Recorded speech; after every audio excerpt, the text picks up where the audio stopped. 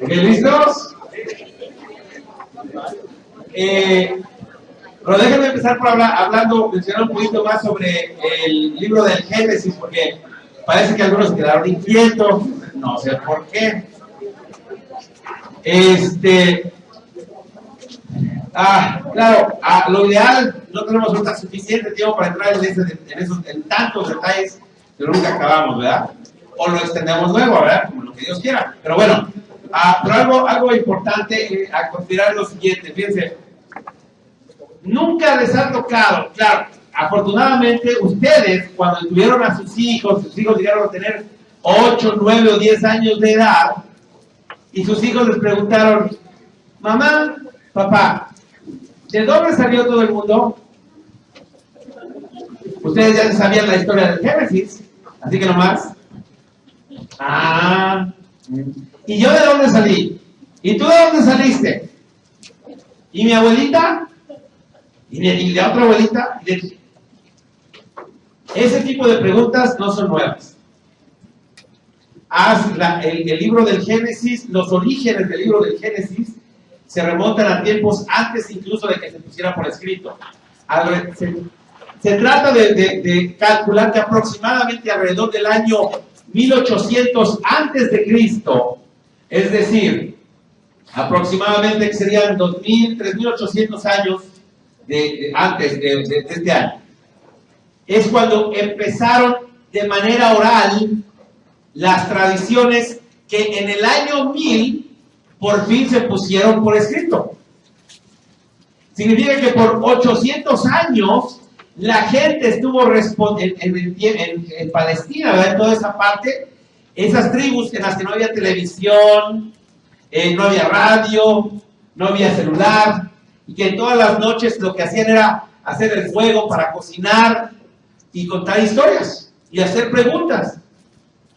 Y a ese tipo de preguntas también las hacían los niños y los jóvenes de ese tiempo. Entonces, cada vez que esas preguntas fueron preguntadas, cuando decían, ¿y qué hay allá arriba? ¿Y qué va a pasar con todo esto después? ¿Y por qué esto? ¿Y por qué aquello? Bueno, pues uno tiene dos opciones. Cuando quien te pregunta es un niño de 5, 10 o 12 años, ¿qué es lo que haces? Le das una disertación teológica filosófica sobre la materia, sobre el principio, sobre Dios, No, ¿qué es lo que haces? Le cuentas una historia apropiada a su edad. No le estás mintiendo porque en la historia le estás diciendo la verdad. ¿Ok?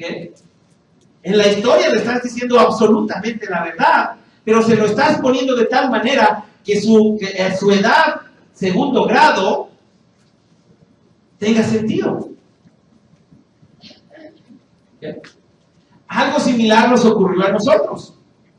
Cuando teníamos 8 años, fuimos a prepararnos, bueno, no sé ustedes, pero a mí me mandaron a la iglesia a prepararme para la clase de comunión, ¿verdad? Porque en México así es lo que hacían, te mandaban al catecismo. Y entonces, a muchos nos pasó que estábamos en segundo grado, tercer grado, y entonces los catequistas nos hablaron de manera apropiada para un niño o una niña de segundo grado. ¿Okay? Después, como hicimos la primera comunión y no volvimos y no continuamos formando nuestra fe, pasamos al sexto grado. Pero nuestro conocimiento de Dios y nuestro entendimiento de Dios seguía siendo de segundo grado. Y luego pasamos a la secundaria y acabamos la secundaria y pasamos a la preparatoria y nuestro conocimiento de Dios y nuestro entendimiento seguía siendo de segundo grado. Y entonces ahorita, a lo mejor algunos ya lo habían escuchado, muchos de ustedes los he visto en centros de formación, o sea que la mayoría de ustedes no es la primera vez que escuchan esto, así que voy a dormir un poco más tranquilo. Pero tal vez hay algunos de ustedes que sea la primera vez que lo escuchan y a lo mejor están un poco más inquietos, ¿no? Por eso, pero es que esa es la razón. Y luego dices, ¿por qué nunca nadie me dijo eso antes? Pues como cada vez que subía el padre te decía que iba a haber clases de Biblia y no fuiste, estábamos tratando de decirte. ¿Ok? Entonces, ahora ojo, ahorita me decía Ofelia, compartía, ella utilizaba la palabra que en alguna ocasión le hicieron a un obispo la pregunta sobre que si la historia de Adán y Eva era mito o verdad. El problema, fíjense, el problema con esa pregunta es que asume que un mito es mentira. Un mito no es una verdad contada de manera con lenguaje simbólico. Es la diferencia. Ahora, estoy diciendo que todos los mitos sean verdad, pero al menos es una verdad, ya sea que, en el caso, por ejemplo, incluso los mitos de la filosofía, de la cultura griega, de Zeus y de todos esos dioses, incluso esos, ellos no creían en dioses de esa misma manera, de manera literal. Eran historias con las que trataban de comunicar sus verdades religiosas, pero a través de historias, para que no solamente tanto niños como jóvenes las pudieran entender y contar, sino también, a ver, cuando una historia es interesante, ¿qué es lo que pasa? 2000 años después, seguimos hablando de esas historias. ¿Okay?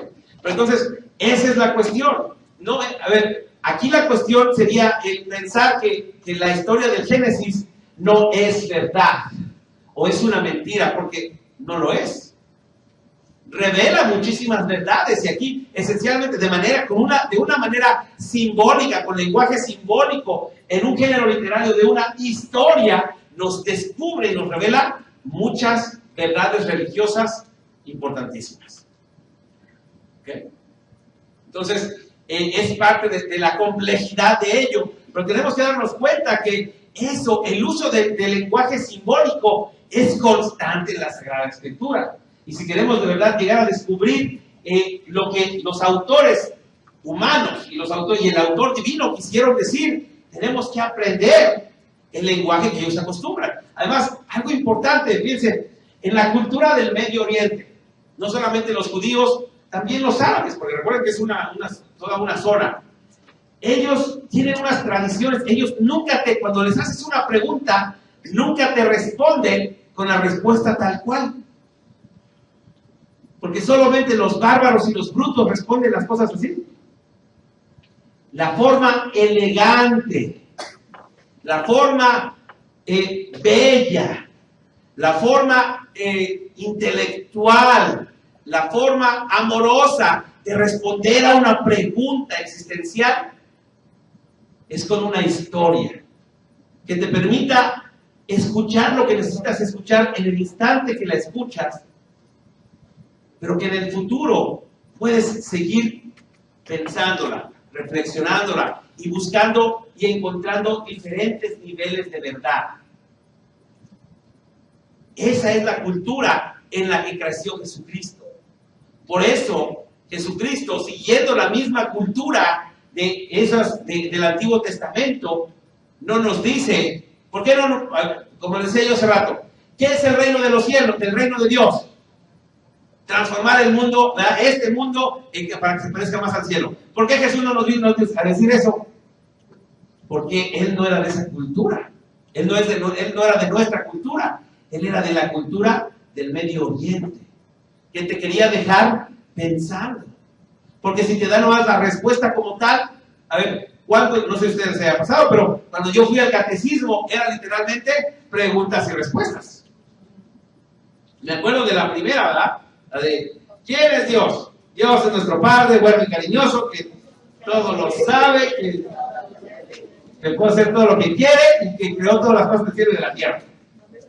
¿Podemos escondernos de Dios? No podemos escondernos de Dios porque Dios todo lo ve. Y esas son las palabras que más me aterrorizaron. Porque Dios todo lo ve. Entonces, ¿qué es lo que hace Jesús? En lugar de darnos preguntas y respuestas, nos cuenta una historia y nos deja pensar. Para que cuando pienses que ya lo entendiste, de pronto algo ocurra y digas, no, todavía no lo entiendo. Pero es en la búsqueda del significado que encuentras riqueza. que tu espíritu se satisface, que tu ser al mismo tiempo se satisface lo suficiente para mantenerte con vida, pero seguir con el deseo de la búsqueda. ¿Okay? Entonces, ese es parte del error en el que caemos, pensar que una vez, es lo que ponía yo ahí, transferimos los principios y valores y costumbres de nuestro tiempo al tiempo anterior. Entonces, fíjense, pregúntense esto. Si nosotros, y eso es algo que es muy importante, si yo invitara a alguien que no es católico a misa y le dijera, siéntate aquí y observa. Al final de la misa, si yo le pregunto, dime qué pasó, ¿qué me diría?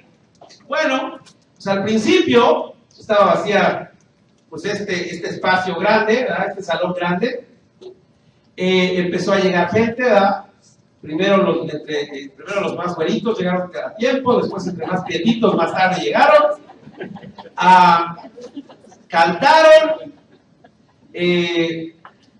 leyeron, se sentaban, se hincaban, se paraban, unos se dormían, otros se pararon, algunos se salieron con los niños al baño, regresaban, hicieron unas lecturas, después el líder se puso unas ropas raras, después en una mesa pues mostraron una copa de oro, parece que tenía vino, ¿verdad? Después todos pasaron a tomar un sorbo de la copa y comer una oblea sin cajeta.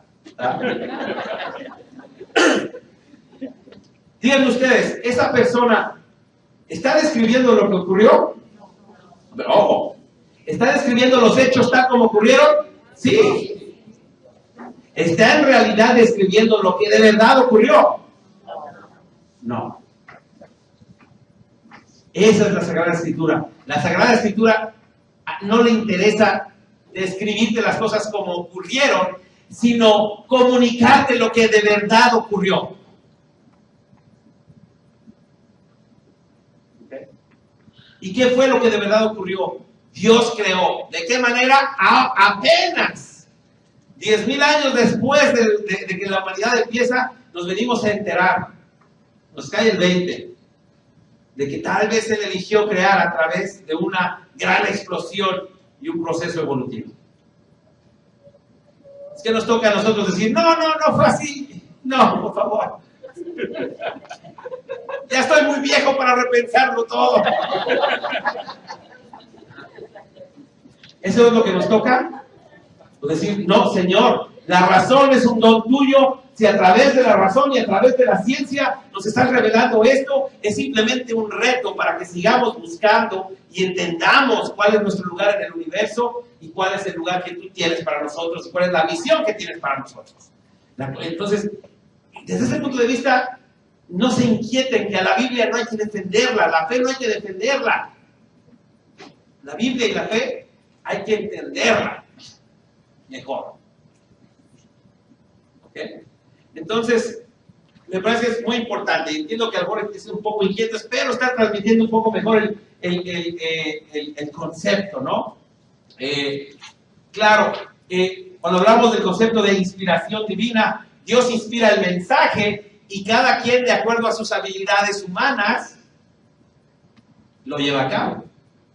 Hay algunos que cantan y lo hacen cantando cuando reciben una inspiración de Dios. Ya vemos otros que, gracias a Dios, no cantamos. Hay unos que su inspiración la expresan a través de sus habilidades pintando. Otros contando historias. Lo mismo ocurrió en el Antiguo Testamento. Había quienes tenían talento para cantos. ¿Qué escribieron ellos? Salmos. Habían unos que eran muy analíticos y eran como abogados, ¿verdad? Leyes. Entonces, ¿qué hicieron? Se escribieron el Levítico, Deuteronomio y Números. Habían otros que vivieron algunos eventos históricos, pero no sabían qué significaba. Un tiempo en el que estuvieron de esclavos, pero de repente, de manera extraordinaria, sin explicación aparente, pudieron salir de esclavitud. Contaron sus anécdotas, los libros históricos. En el Nuevo Testamento fueron personas que Imagínense ustedes esto, ¿no? Les empiezan a contar una historia sobre la cual hay dos finales. La historia es extraordinaria, ¿verdad? Pero lo más extraordinario es el final. El final es esta persona que pensaba que era el Mesías, aunque nunca quiso que lo llamaran Mesías, no sé por qué. Lo crucifican, lo matan, y sus discípulos dicen que resucitó. Pero sus enemigos dicen que sus apóstoles se robaron el cuerpo para que pareciera que resucitó. ¿A quién le creo? Esos son los evangelios. Los evangelios son las predicaciones de aquellos que decidieron, que tuvieron razones para creer que en realidad resucitó. Son testimonios de fe, no son descripciones de lo que ocurrió. ¿Okay? Entonces, si se dan cuenta, la Sagrada Escritura, entre otras cosas, tiene diferentes niveles de significado, diferentes estilos literarios, diferentes tipos de enseñanza. Vamos, es suficiente para pasarnos años y años tomando cursos y no acabamos, ¿no? Pero bueno, vamos a la siguiente, Chepe. ¿Preguntas o comentarios? A lo mejor hay muchos o no. ¿No? Espero que no me estén esperando a la salida. Ya me dio miedo. Ok. Vamos a leer esto. ¿Okay? En Marcos 3:20. Ojo. Piensen un momento antes de que hagamos esto. Ya vieron que el subtítulo es La familia de Jesús en Marcos. Piensen en su familia. ¿Cómo se llevaban ustedes con su familia? Toda su vida. ¿Fue una buena experiencia? ¿Mala experiencia? ¿Muy cariñosos o pleitos? ¿Se llevaban bien con sus hermanos? ¿No? Ok. Pero piensen un poquito al respecto, porque el hecho de que este tema, que este pasaje tiene que ver con la familia, inmediatamente ya te predispuso para algo en particular. Ahora espérense a escuchar lo que dice. Después de esto, Jesús regresó a la casa, a Nazaret, ¿verdad? A su pueblo. Y era tanta la gente que volvió a reunirse que ni él ni sus discípulos podían ni siquiera comer. Cuando los familiares de Jesús supieron lo que hacía, fueron para llevárselo a jalones y estirones si fuera necesario. Porque pensaban, porque decían que se había vuelto loco. La Virgencita de Guadalupe fue dispuesta a llevarse a jalones a Jesús porque pensaba que se había vuelto loco.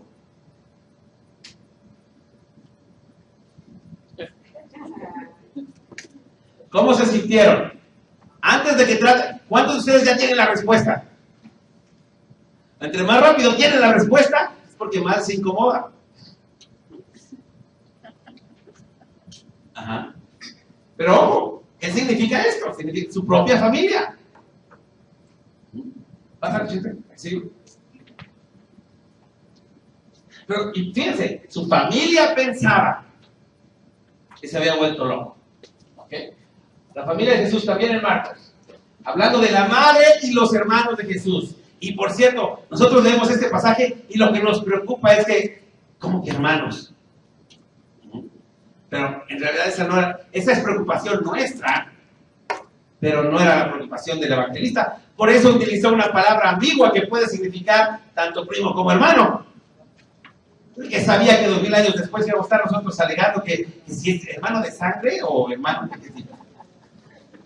Transferimos, ¿verdad? Nosotros cambiamos, tenemos valores distintos. Pero dice, la madre dice, mientras tanto, la madre y los hermanos de Jesús llegaron a la casa donde él estaba, pero prefirieron quedarse afuera y mandarlo llamar. La gente que estaba sentada alrededor de Jesús le dijo, tu madre y tus hermanos y tus hermanas están allá afuera y quieren hablar contigo. Pero Jesús les preguntó, ¿quiénes son en verdad mi madre y mis hermanos? Luego miró a todos los que estaban sentados a su alrededor y dijo: estos son mi madre y mis hermanos, porque en verdad cualquiera que obedece a Dios es mi madre, mi hermano, mi hermana y mi madre. ¿Cuál era la relación entre Jesús y su familia? ¿Les suena esta imagen de la familia de Jesús a la Sagrada Familia? ¿Cómo se imagina la Sagrada Familia? Unida, amorosa, sin pleitos. Nunca tenían que limpiarse los pies porque no tocaban el piso al caminar, ¿verdad? De tan santos que eran.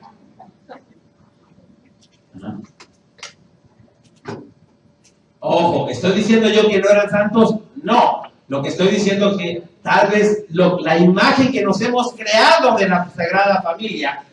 Ahora, para empezar, de la Sagrada Familia, ¿a quién nos hemos imaginado? Jesús, José y María. ¿Ok? En ese tiempo, eso es una forma de pensar de familia de nuestro tiempo. Hoy en día la familia es la mamá, el papá y los hijos. Si hay mamá y si hay papá, ¿verdad? Ahora ya es otro tipo de familia. ¿Ah? Tenemos todos tipos de familias, literalmente, ahora sí. Pero ojo, en aquel entonces, cuando se habla de la familia, una familia de 3 personas jamás hubiera sobrevivido.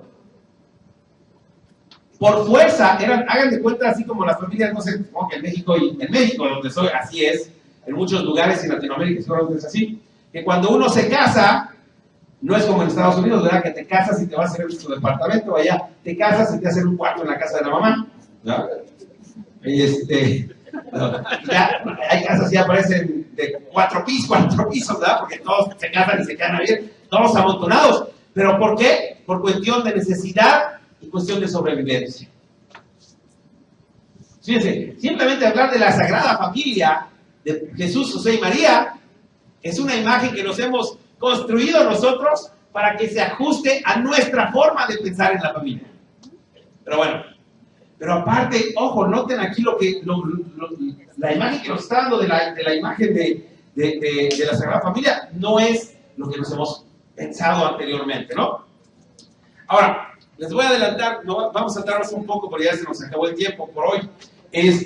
Pero fíjense, para que no se vayan tan inquietos, ¿qué está diciendo Marcos? ¿Está diciendo Marcos que se llevaban re mal en la Sagrada Familia? ¿Cómo saben ustedes? No, ahorita fue el impulso, ¿no? La pregunta de contestarlo, de defender a la familia, porque no, ¿cómo? Es un buen impulso, simplemente concientícense de ello. Su devoción y su amor por Jesús, José y María los hizo cerrarse a preguntarse, ¿qué quiso decir aquí? ¿Saben ustedes que en el Evangelio de San Marcos, María no está presente en la cruz? De hecho, en los sinópticos, María no está presente en la crucifixión. El otro día estaba yo en San Alberto dando clase de Evangelio de San Marcos y todos tenían todo tipo de teorías. No, es que seguramente Marcos no la vio, pero ahí estaba. No, es que seguramente esto. No, es que le decía a alguien, es que si me crucifican a mi hijo, así me maten, no voy. Así me tenga que arrastrar, yo voy. No sé qué, no sé cuándo. Noten, proyectando nuestros sentimientos, nuestras ideas a la historia.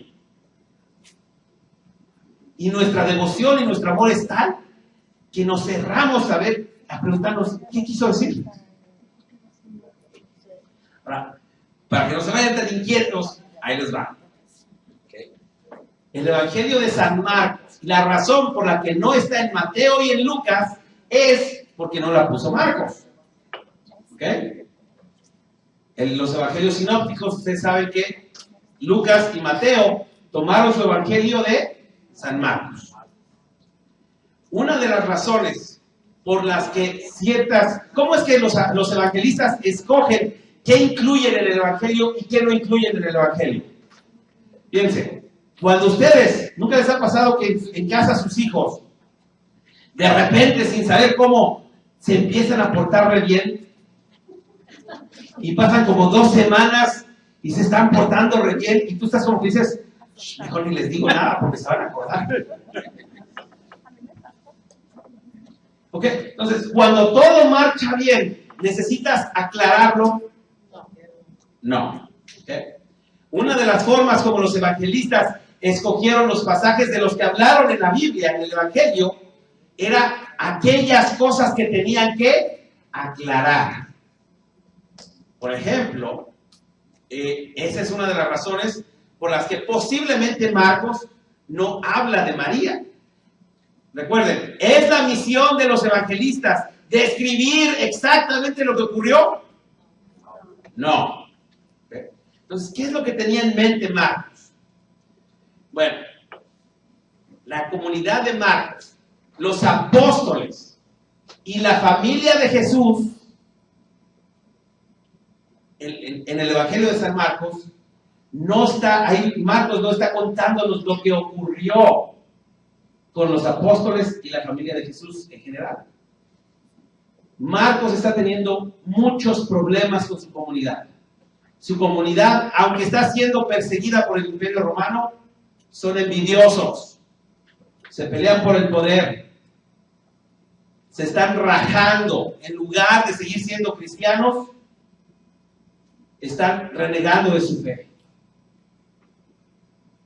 Y entonces lo que hace es, en lugar de contarnos exactamente lo que los apóstoles hicieron y lo que la familia de Jesús hizo, está utilizando a los apóstoles y a la familia de Jesús para que su comunidad vea lo que ellos están haciendo.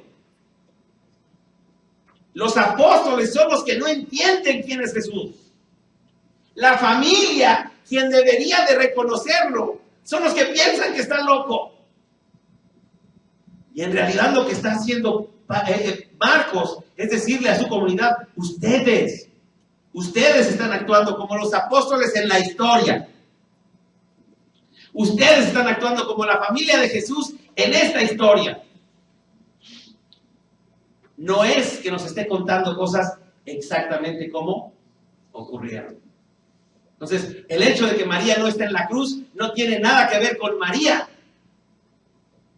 Tiene que ver más que ver con aquellos en la comunidad que cuando les tocaba aceptar la cruz, se desaparecían. Y si tenían que escaparse y dejaban la cobija. ¿Se acuerdan de ese pasaje del Evangelio de San Marcos? Cuando rezan a Jesús, que hay uno de los discípulos que no tiene más que una sábana, una cosa de ese tipo, y huye corriendo que deja la sábana. Es una de las teorías, ¿verdad? Pero en realidad lo que representa es, también ese personaje representa a la comunidad de San Marcos. Entonces, el hecho de que María no está ahí no tiene nada que ver con María, tiene que ver con cómo Marcos está viendo a su comunidad y les dice, ¿qué tipo de madre, qué tipo de hermano, qué tipo de hermana estás siendo tú para Jesús si actúas como si él estuviera loco? ¿Qué tipo de madre, qué tipo de hermano, qué tipo de padre eres tú? Si él está en la cruz, sin tú acompañándolo a él.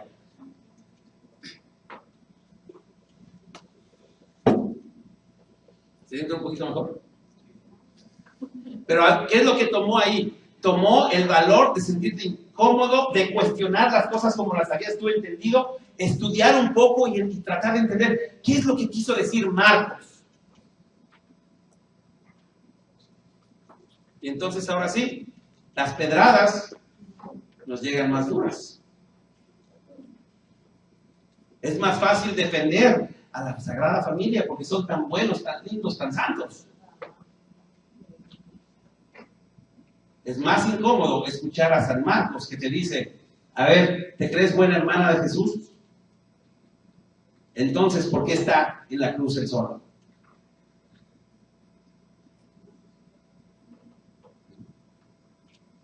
Bueno, se nos acabó el tiempo por hoy, estamos un poquito atrasados, pero a ver si la semana que entra, si Dios quiere, nos ponemos al corriente.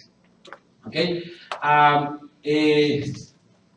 Mañana voy a hacer todo lo posible de poner por ¿cómo se llama? El PowerPoint en Se llama ministeriocatólico.org. Los que se inscribieron por internet, es a donde fueron ustedes. Uno de los cuadros dice Formación en la Fe para Adultos. Le hacen clic ahí y hay algunos PowerPoints de histología, de historia de la iglesia, de algunas cosas. Y hasta mero, es más, los voy a poner hasta arriba para que no digan. Les voy a poner el PowerPoint de eso. ¿Ok? ministeriocatólico.org. ¿Y qué más? ¿Alguna pregunta? ¿Comentario? Se quedaron bien callados. ¿Cómo? Ministerio Católico, y hay varios cuadros, pero hay una imagen que dice Formación en la Fe para Adultos. Donde hacen clic ahí y va a estar hasta arriba, va a estar el PowerPoint para que lo descarguen. ¿Okay? Bueno, muchísimas gracias a todos los que vinieron, especialmente a algunos que vienen de lejos. Se los agradezco muchísimo. Actualicen, asegúrense cuando se registraron, creo que les tenían su celular y su mensaje de su correo electrónico, actualícenlo, incluso si son de San Ambrosio, para poder, si hay alguna actualización, necesidad de comunicarnos con ustedes, les mandamos un mensaje de texto, ¿ok? Que Dios los bendiga mucho, nos vemos de hoy en 8, tengan un feliz fin de semana de Memoria Day. Gloria al Padre, gloria al Hijo, gloria al Espíritu Santo, como era en el principio, ahora y siempre, por los siglos de los siglos. Ah, por cierto, un minutito más. Especialmente, bueno, todos están invitados si quisieran venir a servir a San Ambrosio, pero necesito aproximadamente entre 5 y 10 catequistas y 30 entrevistadores pastorales. ¿Ok? Piénsenlo, los de San Ambrosio ya saben qué son. Los que no son de San Ambrosio les digo la semana que entra, ¿sale? Pero nos hace falta. Que Dios los bendiga, que tengan buena noche. Gracias por venir.